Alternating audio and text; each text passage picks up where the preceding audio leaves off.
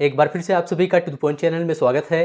दोस्तों, आज की इस क्लास में यूपी ट्रिपल एससी पेट एग्जाम के लिए भारतीय संविधान एवं लोक प्रशासन के अंतर्गत सर्वोच्च न्यायालय, उच्च न्यायालय, जिला प्रशासन और स्थानीय निकाय तथा पंचायती राज संस्थाओं से संबंधित टॉप 50 प्रश्नों को सॉल्व करेंगे। आप सभी लोग इस क्लास को पूरा ध्यान से देखिए। ये सभी टॉपिक आपके सिलेबस में दिए गया है। इसके पहले के सभी टॉपिक लगभग कंप्लीट हो चुके हैं। ये लास्ट क्लास है।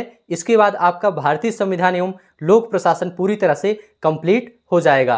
तो चलिए शुरू करते हैं। सबसे पहले थ्योरी सेक्शन को डिस्कस करेंगे, उसके बाद ऑब्जेक्टिव प्रश्नों को सॉल्व करेंगे। आप सभी लोग इस क्लास को पूरा ध्यान से देखिए। सबसे पहले दोस्तों सर्वोच्च न्यायालय देखेंगे। देखिए दोस्तों, सर्वोच्च न्यायालय का न्यायाधीश बनने के लिए न्यूनतम योग्यता किसी उच्च न्यायालय अथवा 2 या 2 से अधिक न्यायालयों में लगातार कम से कम 5 वर्षों तक न्यायाधीश के रूप में कार्य कर चुका हो तो वह सर्वोच्च न्यायालय का न्यायाधीश बन सकता है। इसके साथ साथ और भी है, अथवा करके है, या किसी उच्च न्यायालय या न्यायालयों में लगातार 10 वर्षों तक अधिवक्ता रह चुका हो, या फिर राष्ट्रपति की दृष्टि में कानून का उच्च कोटि का ज्ञाता हो, तब वह सर्वोच्च न्यायालय का न्यायाधीश बन सकता है।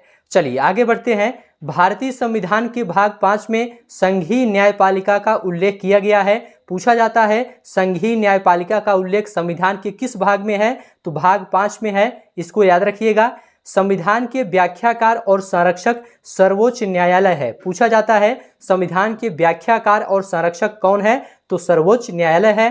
नेक्स्ट है दोस्तों, रेगुलेटिंग अधिनियम 1773 के अंतर्गत भारत में सर्वप्रथम सर्वोच्च न्यायालय की स्थापना की गई थी। पूछा जाता है भारत में सर्वप्रथम सर्वोच्च न्यायालय की स्थापना किसके अंतर्गत की गई थी, तो रेगुलेटिंग अधिनियम 1773 के अंतर्गत की गई थी। आगे बढ़ते हैं। उच्चतम न्यायालय के मुख्य न्यायाधीश की नियुक्ति राष्ट्रपति करता है। इसको याद रखिएगा। पूछा जाता है उच्चतम न्यायालय के मुख्य न्यायाधीश की नियुक्ति कौन करता है, तो राष्ट्रपति करता है। और भारतीय उच्चतम न्यायालय के न्यायाधीशों की नियुक्ति राष्ट्रपति करता है।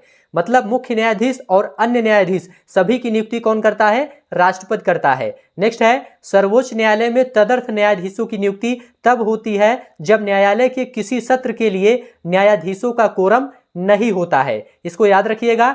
नेक्स्ट है, उच्चतम न्यायालय के न्यायाधीश 65 वर्ष की आयु तक पदधारी रहते हैं। याद रखिएगा, 65 वर्ष की आयु तक पदधारी रहते हैं। कौन, उच्चतम न्यायालय के न्यायाधीश। चलिए, जब राष्ट्रपति और उपराष्ट्रपति दोनों के पद खाली हों तब उनके काम भारत के मुख्य न्यायाधीश करते हैं। याद रखिएगा, जब राष्ट्रपति और उपराष्ट्रपति दोनों के पद खाली होते हैं तब उनके काम भारत के मुख्य न्यायाधीश करते हैं। सभी पॉइंट ध्यान से देखते हुए चलिए। जस्टिस एम हिदायतुल्लाह भारत के मुख्य न्यायाधीश थे जो राष्ट्रपति के रूप में भी काम किए हैं। चलिए नेक्स्ट है दोस्तों, सेवानिवृत्त के बाद सर्वोच्च न्यायालय के न्यायाधीश किसी भी न्यायालय में वकालत नहीं कर सकते हैं। याद रखिएगा, सेवानिवृत्त के बाद सर्वोच्च न्यायालय के न्यायाधीश किसी भी न्यायालय में वकालत नहीं कर सकते हैं। भारत में न्यायपालिका कैसी है, स्वतंत्र है। इसको याद रखिएगा। और राष्ट्रपति और उपराष्ट्रपति के निर्वाचन में विवाद के मामलों को भारत के उच्चतम न्यायालय को प्रस्तुत किया जाता है जब राष्ट्रपति और उपराष्ट्रपति के निर्वाचन में विवाद होता है। नेक्स्ट देखेंगे, उच्चतम न्यायालय के न्यायिक पुनरीक्षण कार्य का अर्थ होता है कानूनों की संवैधानिक वैधता का पुनरीक्षण। याद रखिएगा, कानूनों की संवैधानिक वैधता का पुनरीक्षण। नेक्स्ट है, न्यायिक पुनर्विलोकन का अर्थ है कि सर्वोच्च न्यायालय किसी भी राज्य के कानून को अवैध घोषित कर सकता है। पूछा जाता है न्यायिक पुनर्विलोकन का अर्थ क्या है, तो इसका अर्थ है सर्वोच्च न्यायालय किसी भी राज्य के कानून को अवैध घोषित कर सकता है। और न्यायिक पुनर्विलोकन की व्यवस्था भारत और यूएसए में है। इसको याद रखिएगा। नेक्स्ट है दोस्तों, केशवानंद भारतीयवाद में उच्चतम न्यायालय ने संविधान के मूल ढांचे का सिद्धांत प्रतिपादित किया था। पूछा जाता है किस वाद में उच्चतम न्यायालय ने संविधान के मूल ढांचे का सिद्धांत प्रतिपादित किया था, तो इसका जवाब है केशवानंद भारती वाद में।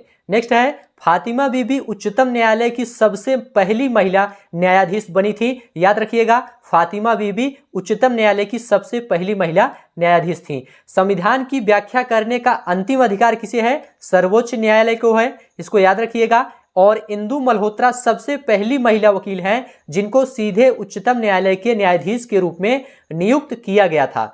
नेक्स्ट है, जब भारतीय न्यायिक पद्धति में लोकहित मुकदमा PIL लाया गया तब भारत के मुख्य न्यायमूर्ति PN भगवती थे। इनको याद रखिएगा, एग्जाम में पूछा जाता है। सभी पॉइंट ध्यान से आप लोग देखते हुए चलिए, इसी से रिलेटेड प्रश्न आगे आपको देखने को मिलेगा। सर्वोच्च न्यायालय के न्यायाधीश संसद में महाभियोग प्रस्ताव पारित होने पर भारत के राष्ट्रपति द्वारा हटाए जा सकते हैं। किस प्रकार हटाए जा सकते हैं? महाभियोग प्रस्ताव पारित होने के बाद। चलिए आगे बढ़ते हैं। भारत के उच्चतम न्यायालय में न्यायाधीशों की संख्या बढ़ाने का अधिकार किसे है? भारत की संसद को है, इसको याद रखिएगा। नेक्स्ट है, भारत के उच्चतम न्यायालय को प्रारंभिक अपीली और परामर्शदायी क्षेत्राधिकार है। भारत के उच्चतम न्यायालय के फैसले भारत के बाकी सभी न्यायालयों को मानने होते हैं। नेक्स्ट देखेंगे, सर्वोच्च न्यायालय के जजों का वेतन संचित निधि से आहरित होता है। पूछा जाता है सर्वोच्च न्यायालय के जजों का वेतन कहां से आहरित होता है? तो संचित निधि से आहरित होता है। और उच्चतम न्यायालय में एक मुख्य न्यायाधीश और 33 अन्य न्यायाधीश की व्यवस्था की गई है। आगे बढ़ते हैं, यहां से उच्च न्यायालय के बारे में देखेंगे, तो इसे भी आप लोग ध्यान से देखते हुए चलिए। संविधान के अनुसार प्रत्येक राज्य के लिए एक उच्च न्यायालय होगा, अनुच्छेद 214 में बताया गया है।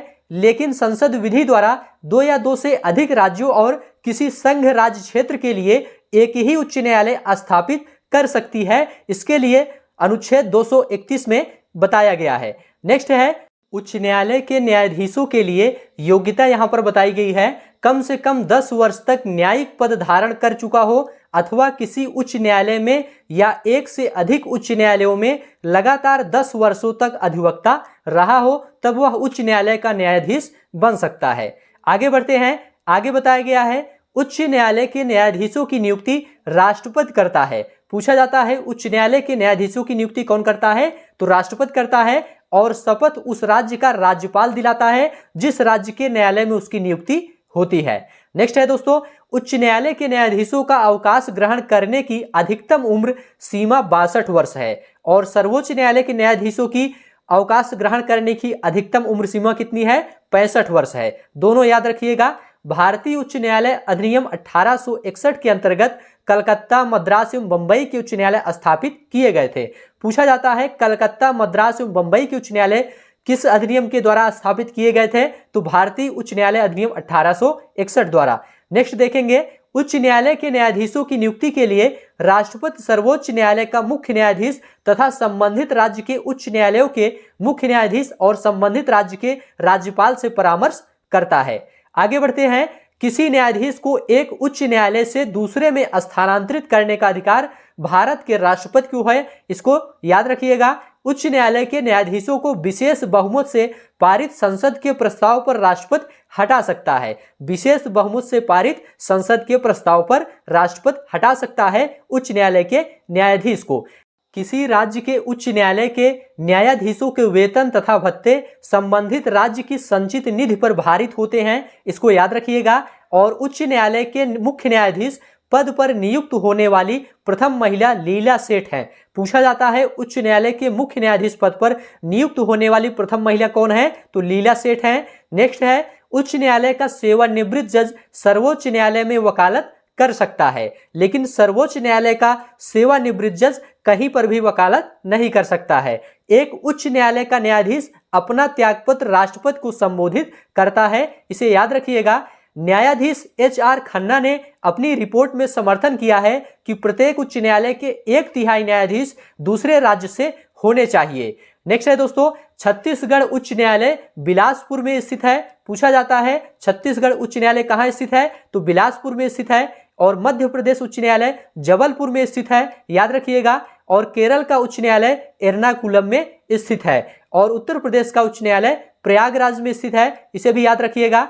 यहां से दोस्तों जिला प्रशासन, स्थानीय निकाय तथा पंचायती राज संस्थाएं देखेंगे, तो इसे भी आप लोग ध्यान से देखते हुए चलिए। देखिए दोस्तों, भारतीय संविधान के 73वें संविधान संशोधन अधिनियम 1992 द्वारा पंचायती राज को संवैधानिक दर्जा प्रदान किया गया, इसे याद रखिएगा। नेक्स्ट देखेंगे, पंचायती राज को भारतीय संविधान के भाग 9 में रखा गया है। पूछा जाता है पंचायती राज को भारतीय संविधान के किस भाग में रखा गया है? तो भाग 9 में रखा गया है। और पंचायती राज त्रिस्तरीय है। कौन कौन? ग्राम पंचायत, क्षेत्र पंचायत और जिला पंचायत, इसे याद रखिएगा।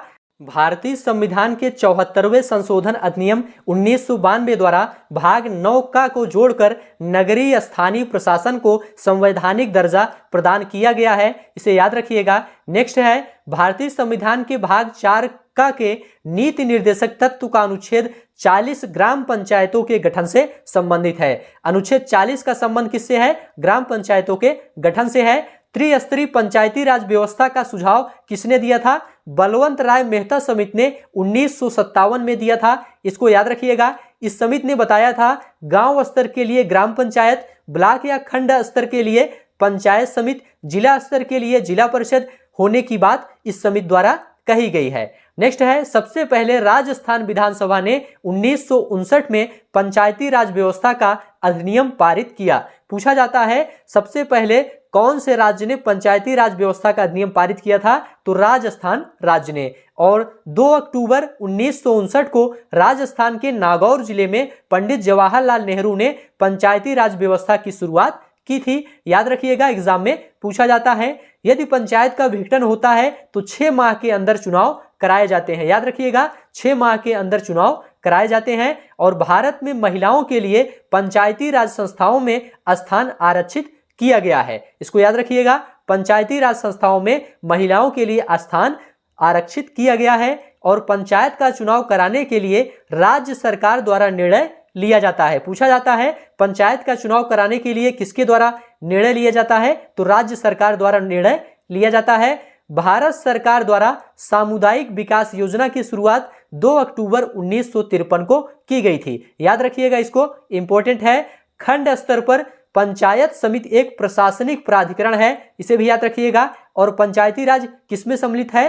राज्य सूची में सम्मिलित है। नेक्स्ट देखेंगे 73वां संविधान संशोधन यह कहता है कि ग्राम पंचायत में 1/3 सीटें महिलाओं के लिए आरक्षित होनी चाहिए।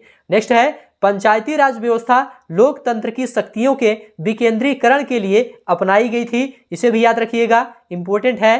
पंचायत समिति के सदस्य प्रत्यक्ष रूप से जनता द्वारा निर्वाचित किए जाते हैं। सभी पॉइंट इंपॉर्टेंट है, ध्यान से देखते हुए चलिए, इसी से रिलेटेड प्रश्न आगे देखने को मिलेगा। पंचायती राज संस्थाएं अपनी निधि के लिए सरकारी अनुदान पर निर्भर रहती हैं। किस पर? सरकारी अनुदान पर निर्भर रहती हैं। और ग्राम पंचायतों की आय का स्रोत क्या होता है? मेला एवं बाजार कर होता है। नेक्स्ट है दोस्तों नगर निगम के प्रधान मेयर होते हैं, इसको याद रखिएगा। और भारत में पहला नगर निगम चेन्नई में स्थापित हुआ था। नेक्स्ट है विकेंद्रीकरण प्रणाली की सिफारिश बलवंत राय मेहता ने की थी। पूछा जाता है विकेंद्रीकरण प्रणाली की सिफारिश किसने की थी? तो बलवंत राय मेहता ने की थी। और भारत में पंचायती राज का वास्तुकार BR मेहता को कहा जाता है। नेक्स्ट देखेंगे 1880 से 1884 के मध्य लॉर्ड रिपन का कार्यकाल पंचायती राज का स्वर्ण काल कहलाता है, इसको याद रखिएगा। और लॉर्ड रिपन सही मायने में भारत में स्थानीय स्वशासन का जनक कहा जाता है। किसे? लॉर्ड रिपन को कहा जाता है। नेक्स्ट है भारत में प्रत्यक्ष लोकतंत्र का उदाहरण ग्राम सभा है। कौन सा है? ग्राम सभा है, इसको याद रखिएगा। और ग्राम सभा से अभिप्राय यह है कि ग्राम स्तर के पंचायत क्षेत्र के निर्वाचक नामावली में पंजीकृत लोग।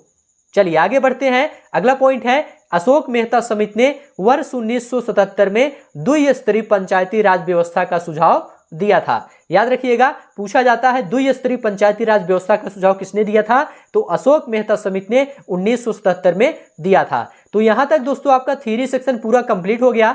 अब यहां से टॉप 50 प्रश्नों को सॉल्व करेंगे। आप सभी लोग सभी प्रश्नों को ध्यान से देखिए और सभी प्रश्नों का उत्तर बताने का प्रयास करिए। पहला प्रश्न आपके सामने है भारतीय संविधान के किस भाग में संघीय न्यायपालिका का उल्लेख किया गया है? ऑप्शन आपके सामने है, आप लोग बताइए यहां पर आपका राइट आंसर क्या है। तो देखिए दोस्तों यहां पर आपका राइट आंसर है डी ऑप्शन, भाग 5। भारतीय संविधान की भाग 5 में संघीय न्यायपालिका का उल्लेख किया गया है, इसलिए डी ऑप्शन आपका राइट है। अगला प्रश्न है निम्न में से किसके अंतर्गत भारत में सर्वप्रथम सर्वोच्च न्यायालय की स्थापना हुई थी? ऑप्शन आपके सामने है, आप लोग बताइए यहां पर आपका राइट आंसर क्या है। तो तो देखिए दोस्तों, यहां पर आपका राइट आंसर है ए ऑप्शन, रेगुलेटिंग अधिनियम 1773 के अंतर्गत भारत में सर्वप्रथम सर्वोच्च न्यायालय की स्थापना हुई थी, इसलिए ए ऑप्शन आपका राइट हो जाएगा। अगला प्रश्न है, उच्चतम न्यायालय के मुख्य न्यायाधीश की नियुक्ति कौन करता है? मोस्ट इंपोर्टेंट प्रश्न है। यहां पर आपका राइट आंसर क्या है,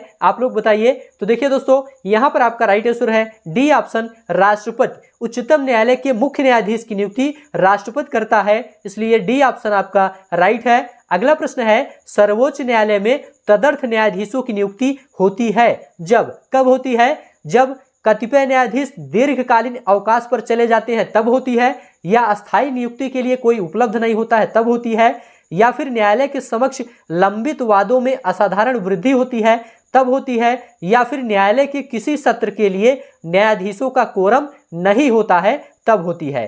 तो देखिए, सर्वोच्च न्यायालय में तदर्थ न्यायाधीशों की नियुक्ति तब होती है जब न्यायालय के किसी सत्र के लिए न्यायाधीशों का कोरम नहीं होता है। ठीक है, चलिए आगे बढ़ते हैं।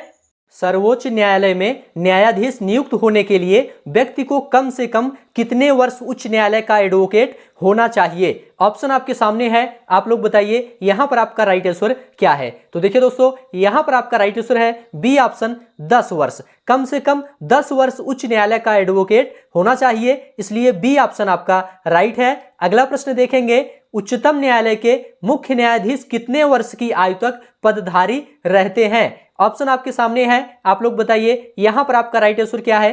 तो देखिए दोस्तों, यहां पर आपका राइट आंसर है ए ऑप्शन, 65 वर्ष। उच्चतम न्यायालय के मुख्य न्यायाधीश 65 वर्ष की आयु तक पदधारी रहते हैं, ए ऑप्शन आपका राइट है। अगला प्रश्न है, जब राष्ट्रपति और उपराष्ट्रपति दोनों के पद खाली हों तब उनके काम कौन करेगा? ऑप्शन आपके सामने है, आप लोग बताइए यहां पर आपका राइट आंसर क्या है। तो देखिए दोस्तों, यहां पर आपका राइट आंसर है सी ऑप्शन, भारत के मुख्य न्यायाधीश। जब राष्ट्रपति और उपराष्ट्रपति दोनों के पद खाली हों तब उनके काम भारत के मुख्य न्यायाधीश करेगा, सी ऑप्शन आपका राइट है। अगला प्रश्न है, निम्न में से किस मुख्य न्यायाधीश ने राष्ट्रपति के रूप में भी काम किया है? ऑप्शन आपके सामने है, यहां पर आपका राइट आंसर क्या है। तो देखिए दोस्तों, यहां पर आपका राइट आंसर है A option, justice M Hidayatullah. ये मुख्य न्यायाधीश थे और ये राष्ट्रपति के रूप में भी काम किए हैं, ए ऑप्शन आपका राइट है। अगला प्रश्न है, सेवानिवृत्ति के बाद सर्वोच्च न्यायालय के न्यायाधीश वकालत कर सकते हैं, कहां पर कर सकते हैं? आप लोग बताइए यहां पर आपका राइट आंसर क्या है। तो देखिए दोस्तों, यहां पर आपका राइट आंसर है डी ऑप्शन, किसी भी न्यायालय में नहीं। सेवानिवृत्ति के बाद सर्वोच्च न्यायालय के न्यायाधीश किसी भी न्यायालय में वकालत नहीं कर सकते हैं, इसलिए डी ऑप्शन आपका राइट है। अगला प्रश्न है, भारत में न्यायपालिका है, न्यायपालिका कैसी है? आप लोग जल्दी से बताइए यहां पर आपका राइट आंसर क्या है। तो देखिए दोस्तों, यहां पर आपका राइट आंसर है ए ऑप्शन, स्वतंत्र। भारत में न्यायपालिका स्वतंत्र है, इसे याद रखिएगा। अगला प्रश्न देखेंगे, न्यायिक पुनर्विलोकन का अर्थ है कि सर्वोच्च न्यायालय को सभी प्रकरणों पर अंतिम अधिकार प्राप्त है, या राष्ट्रपति के विरुद्ध दोषारोपण कर सकता है, या उच्च न्यायालय द्वारा निर्णीत प्रकरणों का समालोचना कर सकता है, या किसी भी राज्य के कानून को अवैध घोषित कर सकता है। यहां पर आपका राइट आंसर क्या है, आप लोग बताइए न्यायिक पुनर्विलोकन का क्या अर्थ है। देखिए दोस्तों, न्यायिक पुनर्विलोकन का अर्थ है कि किसी भी राज्य के कानून को अवैध घोषित कर सकता है। कौन? भारत का सर्वोच्च न्यायालय। भारत का सर्वोच्च न्यायालय किसी भी राज्य के कानून को अवैध घोषित कर सकता है। अगला प्रश्न है, न्यायिक पुनर्विलोकन की व्यवस्था कहां पर है? ऑप्शन आपके सामने है, यहां पर आपका राइट आंसर क्या है। तो देखिए दोस्तों, यहां पर आपका राइट आंसर है सी ऑप्शन, भारत और यूएसए में। न्यायिक पुनर्विलोकन की व्यवस्था भारत और यूएसए में है, सी ऑप्शन आपका यहां पर राइट है। अगला प्रश्न है, निम्न में से कौन उच्चतम न्यायालय की सबसे पहली महिला न्यायाधीश है? ऑप्शन आपके सामने है, आप लोग बताइए यहां पर आपका राइट आंसर क्या है। तो देखिए दोस्तों, यहां पर आपका राइट आंसर है सी ऑप्शन, फातिमा बीबी। फातिमा बीबी उच्चतम न्यायालय की सबसे पहली महिला न्यायाधीश हैं, इसलिए सी ऑप्शन आपका राइट है। अगला प्रश्न है, संविधान की व्याख्या करने का अंतिम अधिकार किसे प्राप्त है? ऑप्शन आपके सामने है, आप लोग जल्दी से बताइए यहां पर आपका राइट आंसर क्या है। तो देखिए दोस्तों, यहां पर आपका राइट आंसर है डी ऑप्शन, सर्वोच्च न्यायालय। संविधान की व्याख्या करने का अंतिम अधिकार सर्वोच्च न्यायालय को है, इसलिए डी ऑप्शन आपका राइट है। अगला प्रश्न है, जब भारतीय न्यायिक पद्धति में लोकहित मुकदमा PIL लाया गया तब भारत के मुख्य न्यायमूर्ति कौन थे? ऑप्शन आपके सामने है, आप लोग बताइए यहां पर आपका राइट आंसर क्या है। तो देखिए दोस्तों, यहां पर आपका राइट आंसर है डी ऑप्शन PN भगवती। जब भारतीय न्यायिक पद्धति में लोकहित मुकदमा लाया गया तब भारत के मुख्य न्यायमूर्ति PN भगवती थे। डी ऑप्शन आपका राइट है। अगला प्रश्न है, सभी प्रश्न ध्यान से देखते हुए चलिए। सर्वोच्च न्यायालय के न्यायाधीश भारत के राष्ट्रपति द्वारा हटाए जा सकते हैं। कैसे हटाए जा सकते हैं आपको यह बताना है। ऑप्शन आपके सामने है, आप लोग बताइए यहां पर आपका राइट आंसर क्या है। तो देखिए दोस्तों, यहां पर आपका राइट आंसर है डी ऑप्शन, संसद में महाभियोग प्रस्ताव पारित होने पर सर्वोच्च न्यायालय के न्यायाधीश भारत के राष्ट्रपति द्वारा हटाए जा सकते हैं, इसलिए डी ऑप्शन आपका राइट है। अगला प्रश्न है, भारत में उच्चतम न्यायालय में न्यायाधीशों की संख्या बढ़ाने का अधिकार किसके पास होता है? ऑप्शन आपके सामने है, आप लोग जल्दी से बताइए यहां पर आपका राइट आंसर क्या है। तो देखिए दोस्तों, यहां पर आपका राइट आंसर है ए ऑप्शन, भारत की संसद को। भारत में उच्चतम न्यायालय में न्यायाधीशों की संख्या बढ़ाने का अधिकार भारत की संसद के पास है, इसलिए ए ऑप्शन आपका राइट है। आगे बढ़ते हैं, अगला प्रश्न है, सर्वोच्च न्यायालय के जजों का वेतन किससे आहरित होता है? मोस्ट इंपोर्टेंट प्रश्न है, यहां पर आपका राइट आंसर क्या है आप लोग बताइए। तो देखिए दोस्तों, यहां पर आपका राइट आंसर है सी ऑप्शन, संचित निधि से। सर्वोच्च न्यायालय के जजों का वेतन संचित निधि से आहरित होता है, इसलिए सी ऑप्शन आपका राइट है। अगला प्रश्न देखेंगे, किसके अंतर्गत कलकत्ता, मद्रास एवं बंबई के उच्च न्यायालय स्थापित किए गए थे? ऑप्शन आपके सामने है, आप लोग बताइए यहां पर आपका राइट आंसर क्या है। तो देखिए दोस्तों, यहां पर आपका राइट आंसर है बी ऑप्शन, भारतीय उच्च न्यायालय अधिनियम 1861 द्वारा कलकत्ता, मद्रास और बंबई के उच्च न्यायालय स्थापित किए गए थे, इसलिए बी ऑप्शन आपका राइट है। अगला प्रश्न देखेंगे, छत्तीसगढ़ उच्च न्यायालय कहां स्थित है? ऑप्शन आपके सामने है, आप लोग बताइए यहां पर आपका राइट आंसर क्या है। तो देखिए दोस्तों, यहां पर आपका राइट आंसर है बी ऑप्शन, बिलासपुर। छत्तीसगढ़ उच्च न्यायालय बिलासपुर में स्थित है, इसलिए बी ऑप्शन आपका राइट है। अगला प्रश्न है, मध्य प्रदेश उच्च न्यायालय कहां स्थित है? आप लोग बताइए यहां पर आपका राइट आंसर क्या है। तो देखिए दोस्तों, यहां पर आपका राइट आंसर है डी ऑप्शन, जबलपुर। मध्य प्रदेश उच्च न्यायालय जबलपुर में स्थित है, इसलिए डी ऑप्शन आपका राइट है। अगला प्रश्न है, उच्च न्यायालय के न्यायाधीशों की नियुक्ति कौन करता है? मोस्ट इंपोर्टेंट प्रश्न है, यहां पर आपका राइट आंसर क्या है।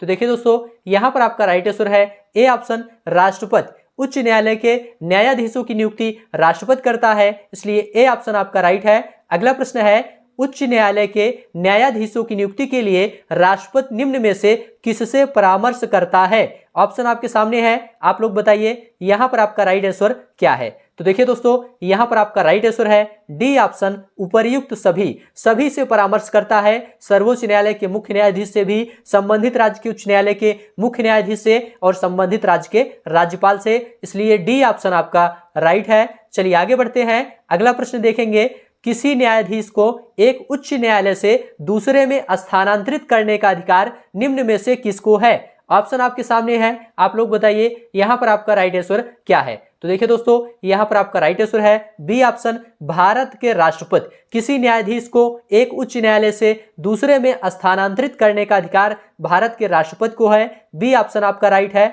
अगला प्रश्न है, उच्च न्यायालय के न्यायाधीशों को कौन हटा सकता है? ऑप्शन आपके सामने है, आप लोग जल्दी से बताइए यहां पर आपका राइट आंसर क्या है।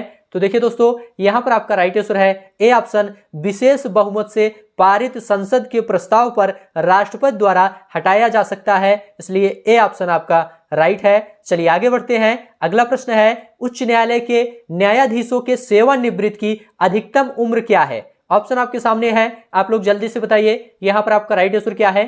तो देखिए दोस्तों, यहां पर आपका राइट आंसर है बी ऑप्शन, 62 वर्ष। उच्च न्यायालय के न्यायाधीशों के सेवानिवृत्ति की अधिकतम उम्र 62 वर्ष है, इसलिए बी ऑप्शन आपका राइट है। अगला प्रश्न है, किसी राज्य के उच्च न्यायालय के न्यायाधीशों के वेतन तथा भत्ते निम्न में से कौन सी निधि पर भारित होते हैं? ऑप्शन आपके सामने है, जल्दी से बताइए आपका राइट आंसर क्या है। तो देखिए दोस्तों, यहां पर आपका राइट आंसर है डी ऑप्शन, संबंधित राज्य की संचित निधि से। देखिए दोस्तों, किसी राज्य के उच्च न्यायालय के न्यायाधीशों का वेतन और भत्ते संबंधित राज्य की संचित निधि से भारित होते हैं, इसलिए डी ऑप्शन आपका राइट है।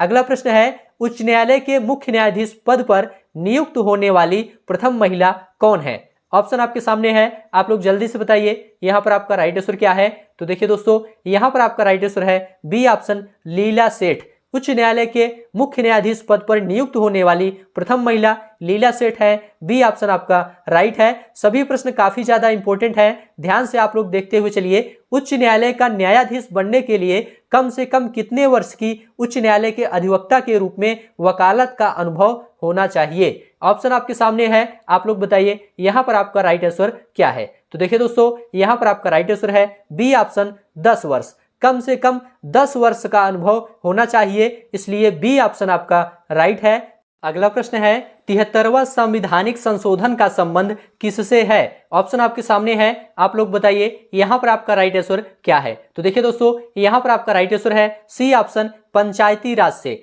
73वां संवैधानिक संशोधन का संबंध पंचायती राज से है, इसलिए सी ऑप्शन आपका राइट है। अगला प्रश्न देखेंगे, भारत में महिलाओं के लिए स्थान आरक्षित है, किसमें आरक्षित है आपको यह बताना है। आप लोग जल्दी से बताइए यहाँ पर आपका राइट आंसर क्या है। तो देखिए दोस्तों, यहाँ पर आपका राइट आंसर है ए ऑप्शन, पंचायती राज संस्थाओं में। भारत में महिलाओं के लिए पंचायती राज संस्थाओं में स्थान आरक्षित है, इसलिए ए ऑप्शन आपका राइट है। चलिए आगे बढ़ते हैं। अगला प्रश्न है, पंचायत का चुनाव कराने हेतु निर्णय किसके द्वारा लिया जाता है? ऑप्शन आपके सामने है, आप लोग जल्दी से बताइए यहाँ पर आपका राइट आंसर क्या है। तो देखिए दोस्तों, यहाँ पर आपका राइट आंसर है बी ऑप्शन, राज्य सरकार। पंचायत का चुनाव कराने के लिए निर्णय राज्य सरकार द्वारा लिया जाता है, इसलिए बी ऑप्शन आपका राइट है। अगला प्रश्न देखेंगे, पंचायती राज प्रथम प्रवर्तित किया गया कहां पर सबसे पहले प्रवर्तित किया गया आपको यह बताना है। आप लोग जल्दी से बताइए यहाँ पर आपका राइट आंसर क्या है। तो देखिए दोस्तों, यहाँ पर आपका राइट आंसर है डी ऑप्शन, राजस्थान। पंचायती राज सबसे पहले राजस्थान में प्रवर्तित किया गया था, इसलिए डी ऑप्शन आपका राइट है। अगला प्रश्न है, भारत सरकार द्वारा सामुदायिक विकास योजना की शुरुआत की गई, कब की गई आपको यह बताना है। आप लोग बताइए यहाँ पर आपका राइट आंसर क्या है। तो देखिए दोस्तों, यहाँ पर आपका राइट आंसर है डी ऑप्शन, 1953 को भारत सरकार द्वारा सामुदायिक विकास योजना की शुरुआत 2 अक्टूबर 1953 को की गई थी। डी ऑप्शन आपका राइट है। चलिए आगे बढ़ते हैं। अगला प्रश्न देखेंगे, भारत में पंचायती राज की त्रिस्तरीय व्यवस्था का अनुमोदन किस समिति के द्वारा किया गया था? ऑप्शन आपके सामने है, आप लोग बताइए यहाँ पर आपका राइट आंसर क्या है। तो देखिए दोस्तों, यहाँ पर आपका राइट आंसर है A option, Balwant Rai Mehta.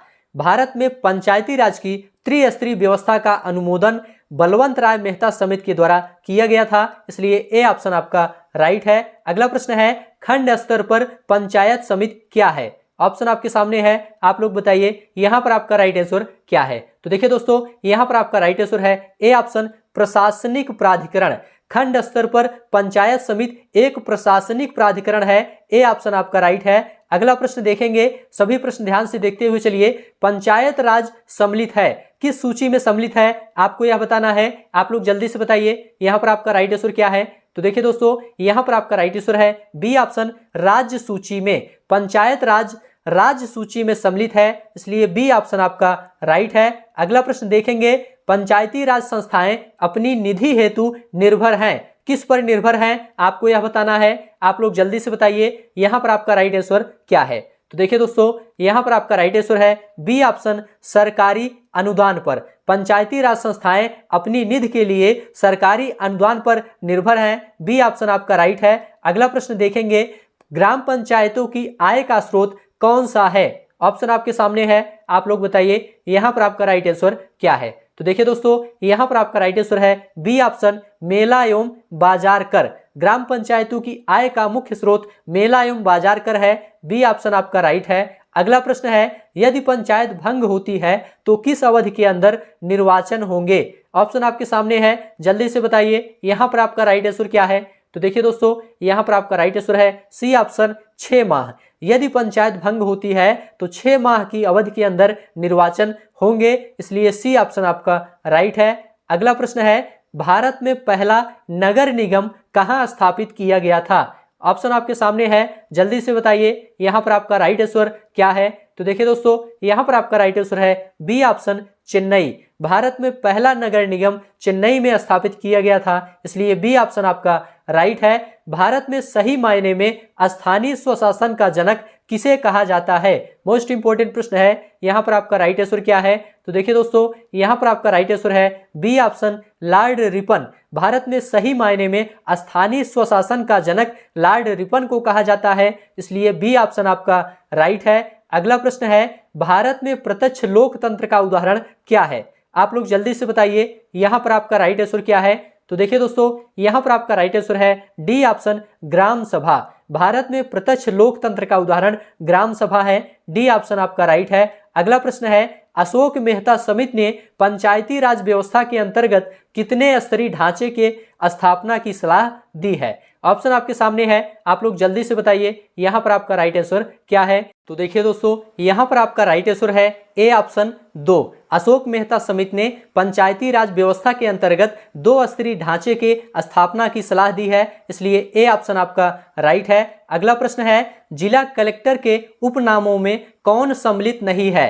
Option आपके सामने है, आप लोग जल्दी से बताइए यहाँ पर आपका राइट आंसर क्या है? तो देखिए दोस्तों, जिला कलेक्टर के उपनामों में जिला विकास अधिकारी, जिलाधीश या मजिस्ट्रेट या जिलाधिकारी कहा जाता है, लेकिन जिला प्रमुख नहीं कहा जाता है, इसलिए डी ऑप्शन आपका राइट है। जिला प्रमुख ये जिला कलेक्टर के उपनामों के अंतर्गत नहीं आता है। चलिए आगे बढ़ते हैं। अगला प्रश्न है, जिला कलेक्टर के कार्यों में सम्मिलित नहीं है, कौन सा कार्य सम्मिलित नहीं है? आपको यह बताना है। ऑप्शन आपके सामने है, आप लोग बताइए। पहला है, निर्वाचन के समय जिला निर्वाचन अधिकारी के रूप में कार्य करना, यह तो शामिल है जिला कलेक्टर के कार्यों में। दूसरा है, जिला पुलिस तंत्र पर निरीक्षण करना, यह भी सही है। जिले में जनगणना एवं जिला राजकोष पर नियंत्रण करना, यह भी सही है। चौथा है, जिला परिषद की अध्यक्षता करना, यह दोस्तों सही नहीं है। ये दोस्तों जिला कलेक्टर के कार्यों में सम्मिलित नहीं है। डी ऑप्शन आपका राइट हो जाएगा। ध्यान रखिएगा, जिला परिषद की अध्यक्षता जिला प्रमुख करता है। ठीक है, चलिए आगे बढ़ते हैं। अगला प्रश्न है, जिला स्तर पर कानून व्यवस्था बनाए रखने का उत्तरदायित्व किसका है? ऑप्शन आपके सामने है, आप लोग बताइए यहाँ पर आपका राइट आंसर क्या है? तो देखिए दोस्तों, यहाँ पर आपका राइट आंसर है ए ऑप्शन, जिलाधीश का। जिला स्तर पर कानून व्यवस्था बनाए रखने का उत्तरदायित्व जिलाधीश का होता है, इसलिए ए ऑप्शन आपका राइट है। चलिए आगे बढ़ते हैं। निम्न में से कौन सा कार्य कलेक्टर का नहीं है? ऑप्शन आपके सामने है, आप लोग बताइए यहाँ पर आपका राइट आंसर क्या है?